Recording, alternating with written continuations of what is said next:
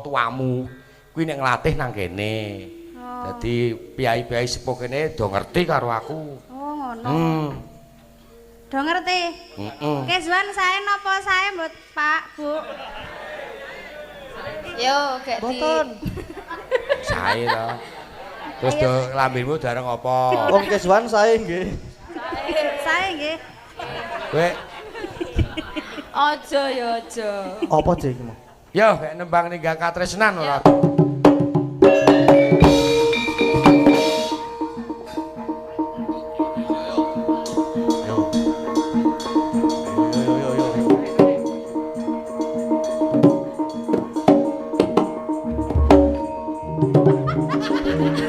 Ya, kok iso ngewer-ngewer kok ngono ki to? Iso ngewer-ngewer ngono kuwi to.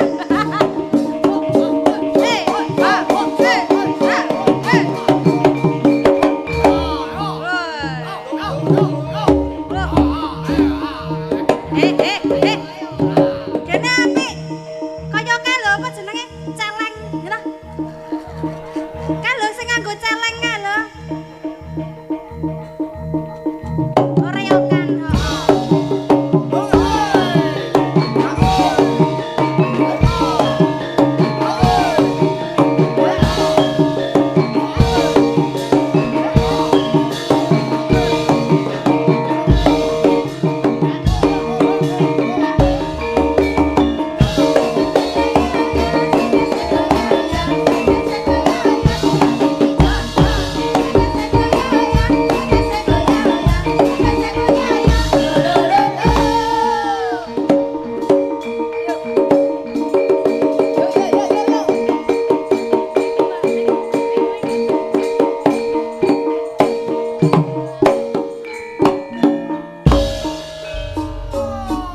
Esot, esot, esot, esot, esot, esot, esot. Ayo yo.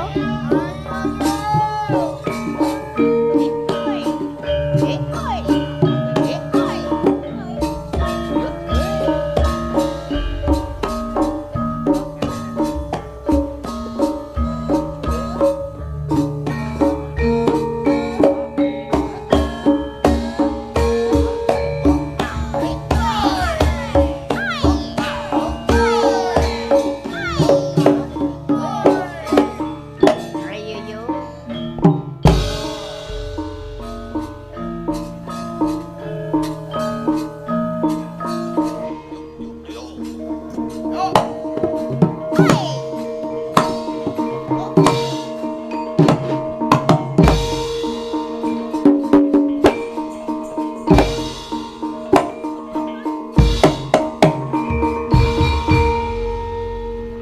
Kok ora dadi ya? Sampun. Ora dadi. Kudune nek celeng iki kudu njegur petren sik kok. Ya rasa mampu.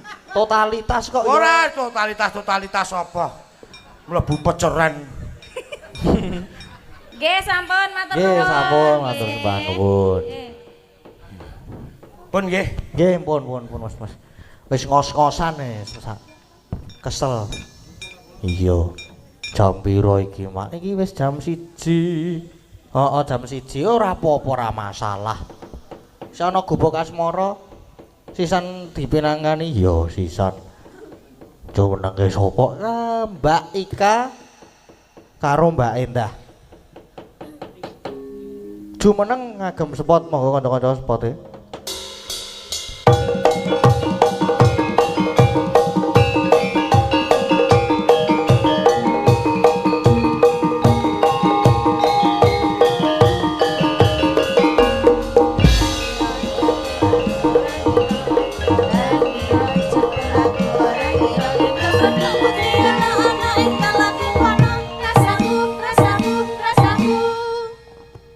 Kaya wong bingkong.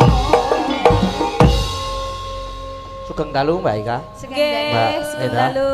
Sugeng dalu. Minangkani pamundutan Injih. gubuk asmara. Nggih. Nggih, langsung mawon nggih. Langsung mawon. Langsung mawon mboten sangagem bawa ngendak. Wektale ngangsek. Ngangsek niki ndak. Le bubar jam. Matur sembah nuwun, Sampun matur sembah nuwun rupi ing sampun dipinangkani. No, piye, Mak? Iki ya gandeng wektune ya saya ngoyak, saya banter. Wis jam 1:04. Ana durung ta jane? Wis ana jam 1 kurang lah. Jam 1:04 kurang. Piye kuwi? Ya pamundutan sing durung mengko ya iso dipinangan ning gara-gara ya iso ana apa? Mau iso ana Nyidam Sari. Dipinangkani ning gara-gara. Ana kangene ati. Pokoke ya isih akeh mengko dipinangkani ning gara-gara ya, Mak. Banjur saiki karepmu piye? Ya neruske lakon sik iki lakone ya isih dawa. Mongko ndak le bubar jam 5:30 ndakan kok. Iya. Ya ayo Mak tak derekke. Ayo, Nduk. Tansah marep pamoreng sukma. Sukma sinukma winaya ing sepi sirip mentol ing kalbu bambu kaning warana tarlen saking liap-liaping ngaluyup pinoba sating sumpena sumusuh ping rasa jati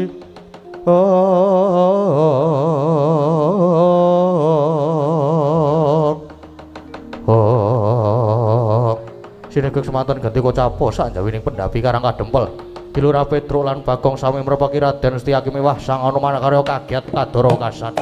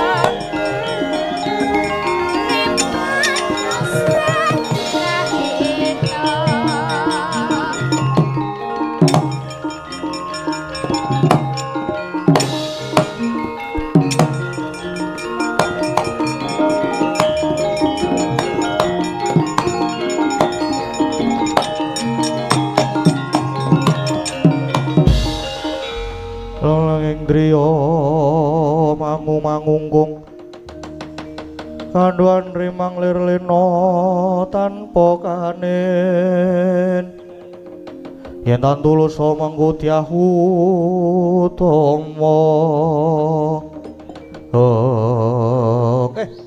Ndara Setyaki rene kula wau dereng kober mbagekke wilujeng to Den bektula katur nggih Den ya Petruk tak topo lan pamujimu slamet tekaku ning kene bakti kula Gus ya Bagong tak topo Petruk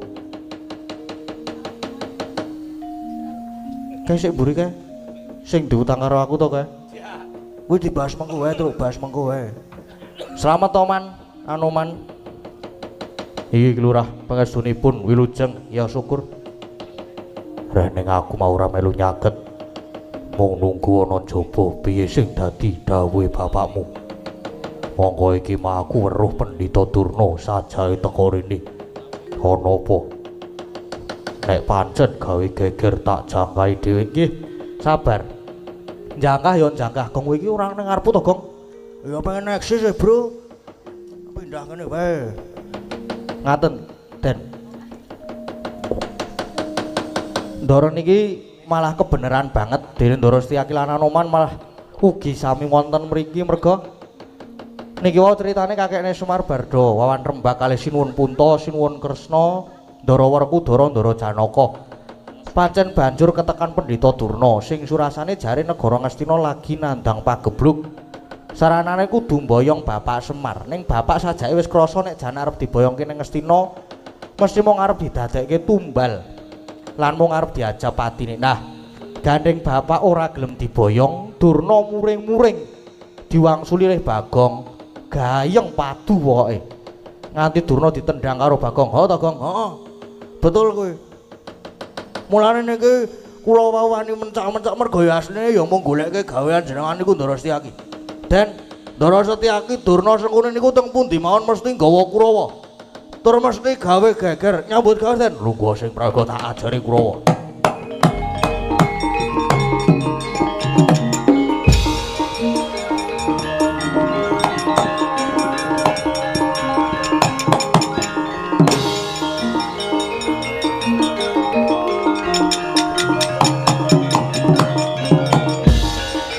Sukses Gong, sukses. Aku ki ya gumun bapakku entuk dhuwit saka ngendi ombongan, bangun wae ket. Bangun desa, bangun kayangan, duwite iki saka ngendi? Mbuh. Mbok menawa bar menang nomor wis ora usah dibahas. Ora usah dibahas kuwi. Wis ayo gek do nonton le do perang ketoke gawe ayo ditonton Gong.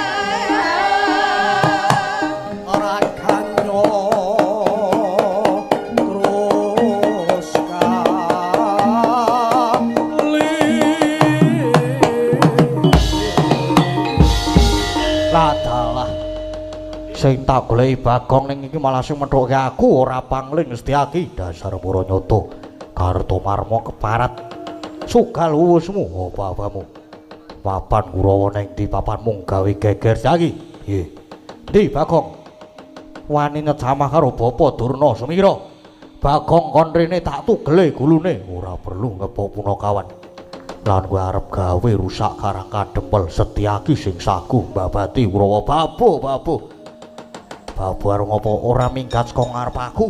Tebak dadamu kene marganing patimu pecah sirahmu.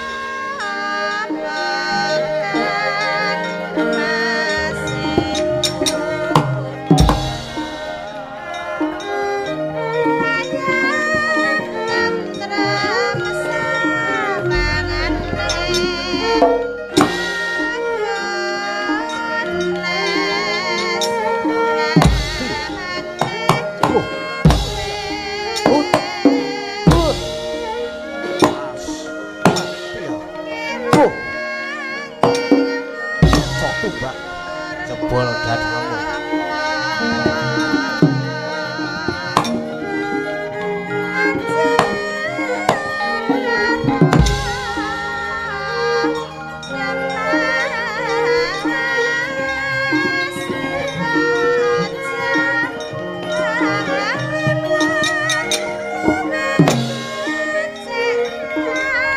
Aso joyo.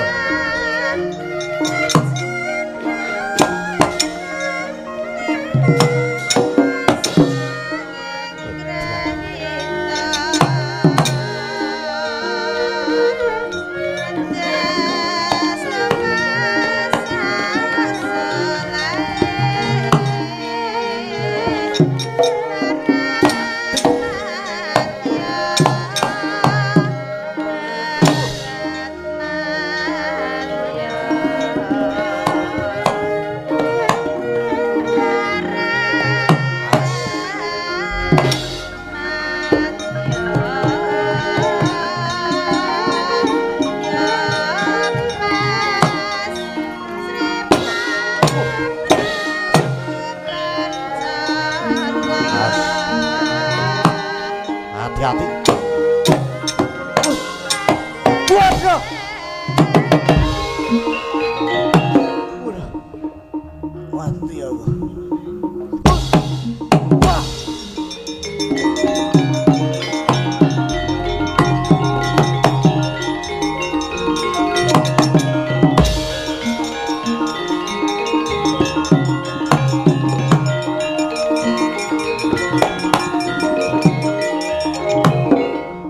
Anoman. Dia.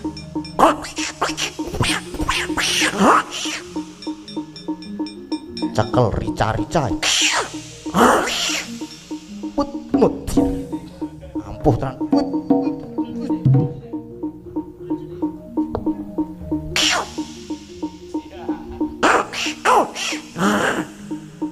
Wis. Iya.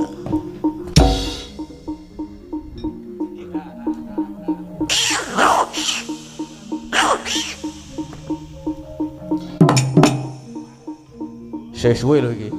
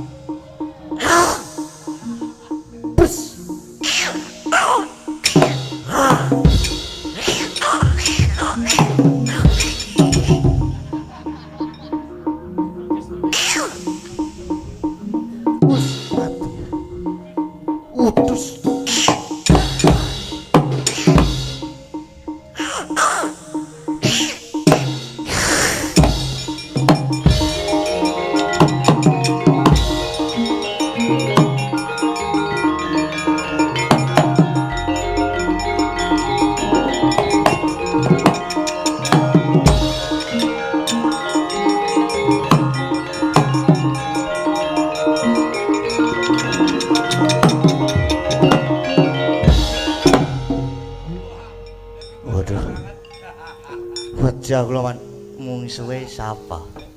Mungsuh Bagong lho, Bagong pripun?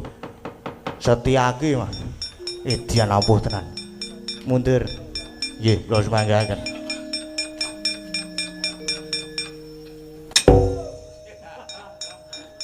Jiret iki. Ngapa kowe? Nggih. Genah mundur ya kalah.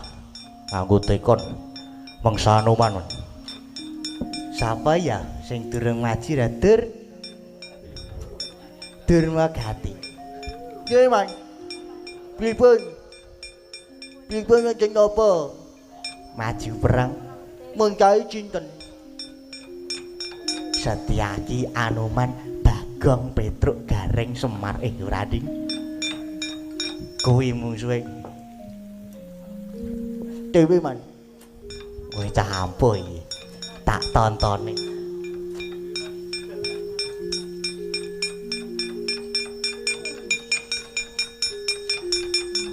Cuk, nggih. Jagongan Cuk. Sang udut ra. Jarum. Ora ngono aku. Samsu. Lah apa, kucing ngebul. Kucing 10.000. Apa sing ora ana cukaine? Ora oleh nek kaya ngono kuwi. Pripun? Nya kuwi ngecelke undangan. Undangan apa? Gendulan. Wah. Cuk Triasa. Acarane nyewune Dermagati. Mitone anakku. Mitone anakku. Oh ya, cuk tak rono. Aku karo tulung nguncalno pas nang Cengkuni ya. Wah, abot e. Abot yo dipake nggon Cengkuni. Aku ki cok mangkel karo Cengkuni. Lah ngopo? Dawuh tok ora barat bayari. Mbah aku yo gak dontalke yo. Ya, to. Yo ora dilogos lho. Karo kok. Yo. 1 2 3 sing lusa. Ya baleni. 1 2 3 Dermagati mau sajake ampuh. Bocah iki.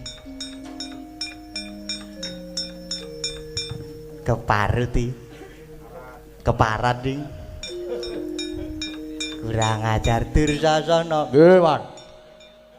Wan. Enten dawuh, Wan. Pripun? Perang ora mboten.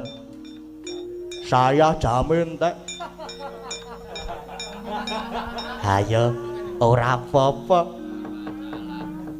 Nggo genep-genep wah jamin teh, Man. Rasa perang, Man. Ora ana tambahan iki, ora ana tambahan jam.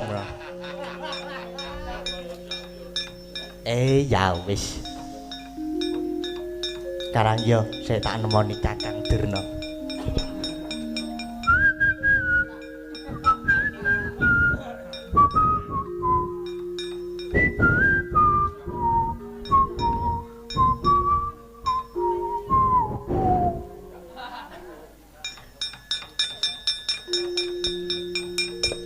Pripun Dek Cuni? Pripun Genah Kurawa kalah. Pun biasa. Kurawa niku ya menggayane tok Dik Wate. Ora ana ututane. Nek lagi mangkat kaya yak-yak kae. Mangkat gleleng. Jarike dicincingke. Kalunge diklewerke. Ditokke kalunge. Munggah panggung asam lambung. Lho. Ngatri mlempem. Lah nggih terus pripun niki? Monggo jare sampean awake dhewe tekan Karang Kadempel niki etok-etok arep boyong Semar. Ning jane mung arep ngrenah patine Semar to. Merga Semar niku ya dianggep dadi kekuatane Pandhawa. Terus niki pripun? Dek Patih. Kurawa kon mundur. Kon mundur kon kok penjalin. Oh nggih, lah sampean pun kula tak golek Pitasraya. Oh nggih. Ha terus kula mau manut lho niki. Ning kira-kira kasil napa mboten niki? Iso dijagake to niki mengke pun ta? Mang percaya kalih kula. Kula ajeng sowan Hyang Pandya Betari Durga. Ajeng nyuwun pitulungan. Oh nggih pun nek ngaten. Nggih, sewang-sewangan lampah kula tak ngundurke Kurawa sampean muga-muga iso kasil. Patih nggih.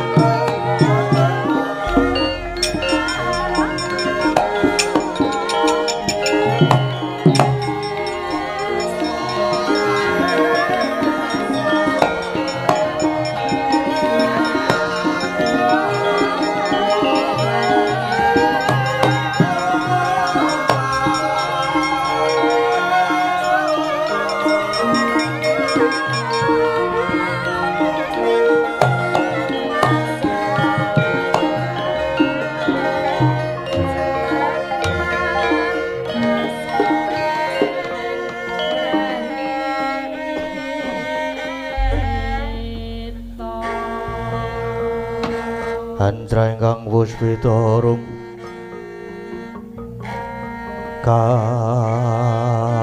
kasiliring samirana mrek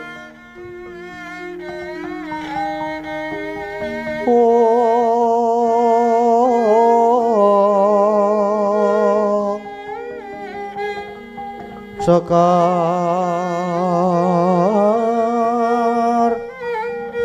kadung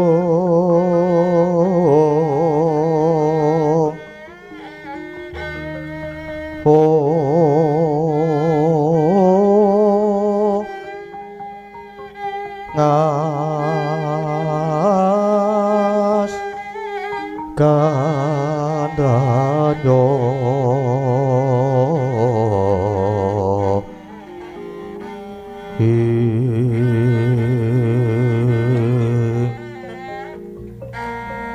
mawe raras retnaning dia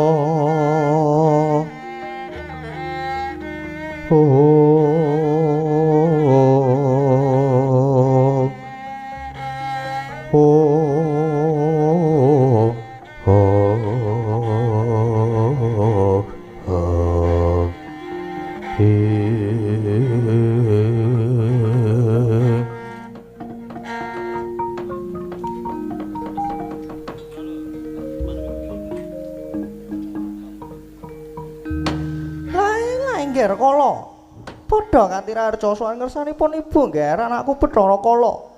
Ya mundi pangestune Ibu Betari lulus rarca sowanku bektiku katur Kanjeng Ibu Betari. Ya tak tampa. Tak tampa karya bombong ing tias. Ing ora pangling swana ana sowane Durna padha kanthi Basuki Durna. Oh lole. Iki Pandya Betari. Kula jeng sowan kula pabekti mugi kula mugi konjuk Hyang Betari. Ya wis kula tampa. Ya mung wae sumene sawetara kula nedya rembugan dhisik lawan Bathara Kala. Oh nggih, ngestaken dawuh. Ngestaken dawuh Pukulun Pandya Betari. Kala. Netes kok kuwi kaping paningalmu sajae kowe bakal darbe atur. Nanging semune kowe tidha-tidha gageh matura Kala. Ya Ibu Betari. Sing dadi peteng ing atiku kuwi wiwit biyen aku lan Ibu Betari kuwi dipapanake ana pasetran Gondowait. Nalika semana wanter dawuh pangandikane Hyang Adi Pukulun Bathara Guru, aku bakal diparingi pangan. Jarine sapa kang kalebu Sukerta kuwi sing dadi mangsane Bathara Kala sakwadya balane. Nanging tinemune nganti tekan seprene saben-saben aku golek wong Sukerta nadyan siji wae ora ana. Malah kepara saben-saben aku arep ngrangsang bocah Sukerta. Mesti aku ketemu titah kang bisa maca tulis sing ana jroning awakku. Wanter dawuhe guru bapakku, yen kepethuk wong kang bisa maca tulis sing ana awakku, nadyan kalebu Sukerta nanging aku ora kepareng mangsa. Mula nganti aku ketemu dalang sing bisa ngruwat jenenge Dalang Kandhabuana. Dalang ruwat kuwi mau bisa maca tulis sing ana sarandunging badanku. Oh, banjur aku mlayu sipat kuping wedi karo dalang kuwi, Bu. Umpama aku wis ora iso mangan wong Sukerta, aku supaya mangan wong kang aran Leksana, ning nyatane wong Leksana ya wis ora ana. Wong Sukerta kaya dene bocah gendara gendera untang-anting sendang kapit pancuran kapit sendang lumuting tunggake ngaran. Kabeh ya wis ora ana. Piye Ibu? Apa Selasa aku ki ora oleh mangan Ibu? Aku ngelih. Aku pengen memangan Ibu. Mbok ya melu menggalih piye aku iso oleh mangsa Ibu? Lae kala. Rene aku mundi dawuh saka Hyang Adi Pukulun Prawesti Bathara Guru supaya ngreksa lan momong para baju barat. Aja sumelang. Aku mesti bakal mbudidaya, Ngger. Saka petungku madya padha kuwi sejatine ana kang klebu dadi Sukerta sing dadi panganmu. Ya kowe kang sinebut Pendha Lima kuwi dadi pepalang sangaring laku. Oh, apa Pendha kuwi kelebu dadi panganku? Ya kuwi kelebu dadi panganku malah saiki ngene, Ger. Iki ana dalan prayoga krana pangalenggan iki Pendha lagi mapan ana ing Karang Kadempel bakal padha sabiyantu gone Kakang Semar bakal mbangun desa Karang Kadempel. Mula prayogan kowe saiki jujuk kok Karang Kadempel iri godha para Pendha lan nyabarake gegayuhane Kakang Semar kala. Mangkahang rusra sumbar katar-watar bumi kunjing maludha kuntur ketuk Arjaka Blaiblis lanat padha jeg-jegan. Ibu Bedari kaya wis trawaja sing dadi drawuh pandikane ibu. Yen mangkono dina iki aku uga nedya budhal ana Karang Kadempel. Mung wae pangestune Ibu Bedari sing tak suwun. Ya Ngger Kala sing praetno ati-ati ya Ngger Kala.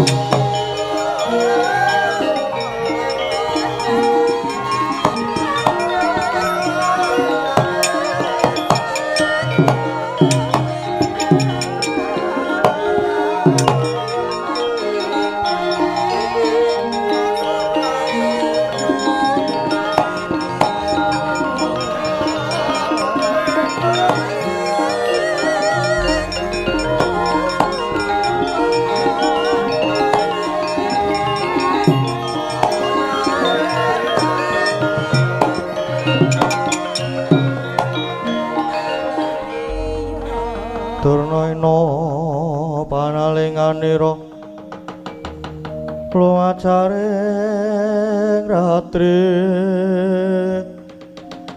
Lenangga jangganira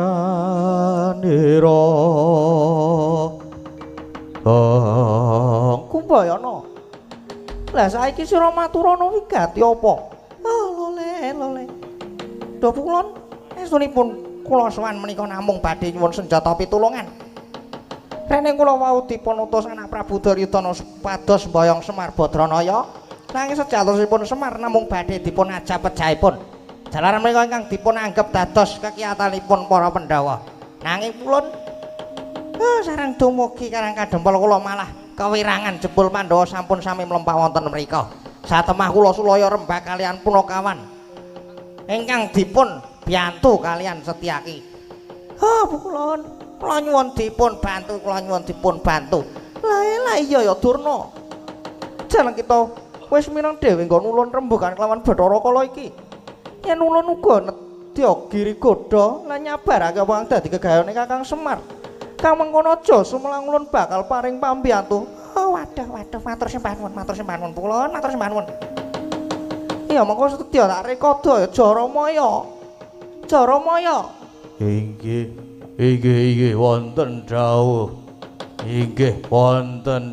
Ibu Bedari. Jangan kita wae dawuhna marang para baju barat supaya padha budhal. Ana sakiwa tengene Karang Kadempel para kawula kang maparana kono padha giri godanen. Lan Semar nggone bakal mbangun desa kudu dicabarake Jaramaya. Inggih ngestaken dawuh. Yen mekaten nyuwun pamit nyuwun tambahing pangestu Ibu. Surtiti ngati-ati Jaramaya. Wis ayo Durna bebarengan budhal kelawan panjenengan ulun ana ing Karang Kadempel Durna. Inggih. Inggih. Monggo kula dherekaken. Pulun.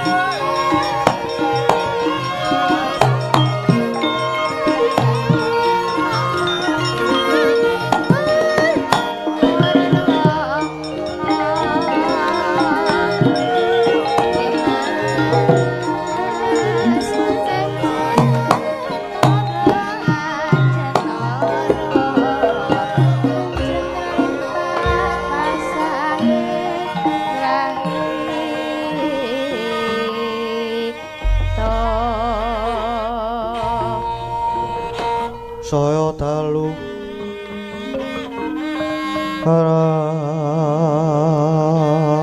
ras apyara sorot lintang kangku wedap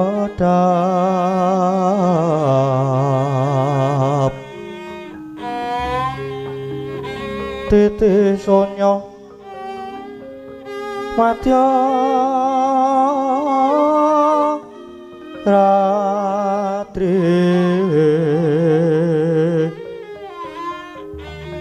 lumrang gandaning pos peta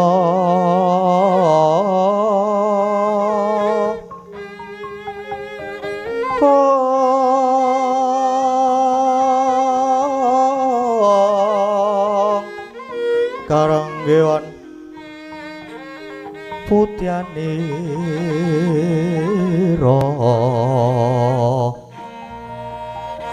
sang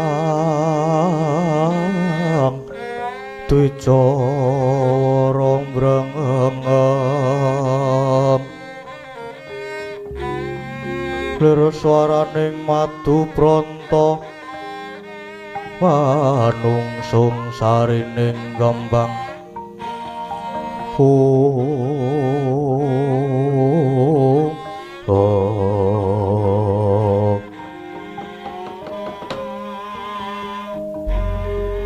sireping sang wangaraka gumantos sing dalu jroning ratri derewatan ingkang kacarita amung sang wang Pertakapati kang cemedhul saking perang wetan nadyan kelangan migarsa gunung-gunung parandene bisa merbawani Jagatraya dewi tatas ingkang mantian dewasane nengna wau kawusa wancine wis ngancik gara-gara Sukramangkara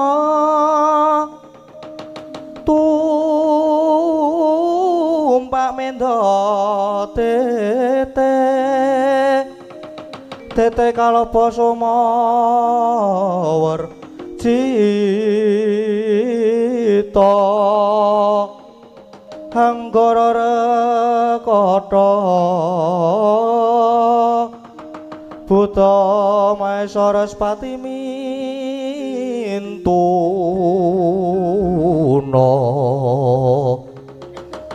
eka twitri catur panca cacapta hasta astana saha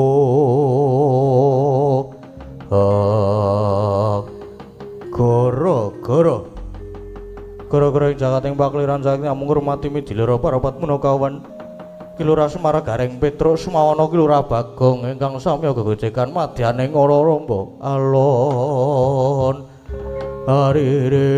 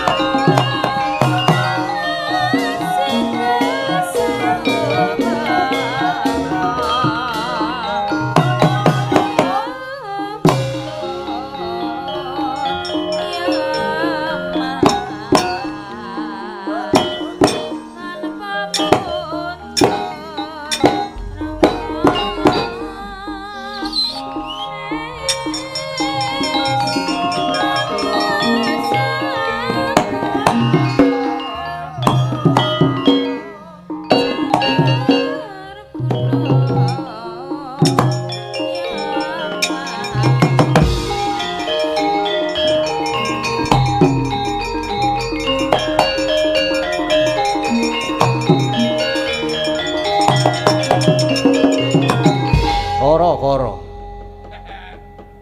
Gara-gara Kang Gareng. Gara-gara. Gara-gara terus gara-gara Kang gara-gara. Apa to pertandane gara-gara?